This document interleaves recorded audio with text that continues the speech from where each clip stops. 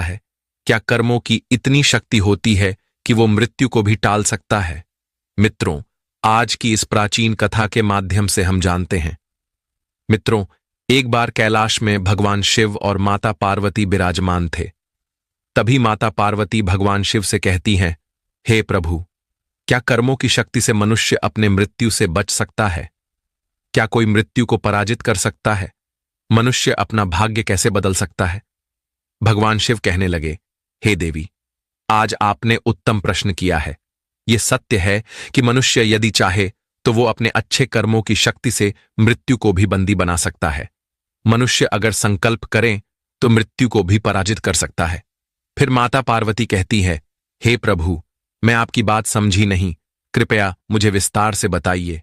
फिर भगवान शिव कहते हैं, हे देवी, मैं तुम्हें एक कथा सुनाने जा रहा हूं।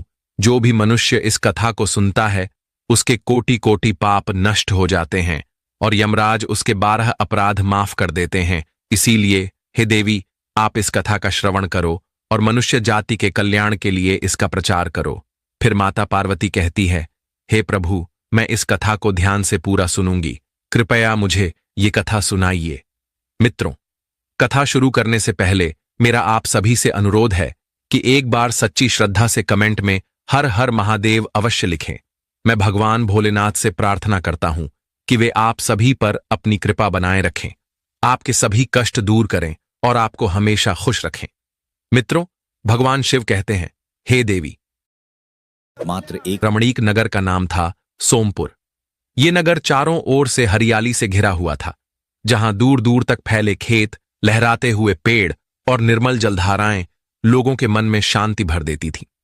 उसी नगर के बाहर एक वृद्ध स्त्री रहती थी जिसका नाम था कलावती। कलावती अपने पति मोहन के साथ एक छोटी सी कुटिया में रहती थी। उनके घर के सामने एक विशाल वृक्ष था जिसकी घनी छाया में अनेक पंछी अपना बसेरा बनाते थे। नगर के अधिकतर लोग कलावती को बड़े आदर से देखते थे क्योंकि वो पतिव्रता और सरल स्वभाव की स्त्री थी। हालांकि कलावती और मोहन के पास धन दौलत नहीं थी, परंतु उनके मन में भक्ति और प्रेम का अथाह भंडार था। कलावती की आयु अब काफी अधिक हो चली थी। उसके बाल सफेद हो चुके थे और चेहरे पर उम्र की लकीरें साफ झलकती थीं।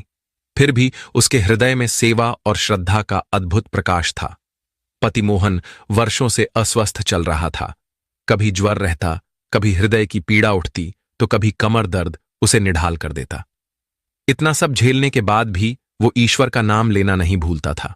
मोहन का दुर्बल शरीर देखकर नगर के वैद्य कई बार उपाय बताते, लेकिन वे सब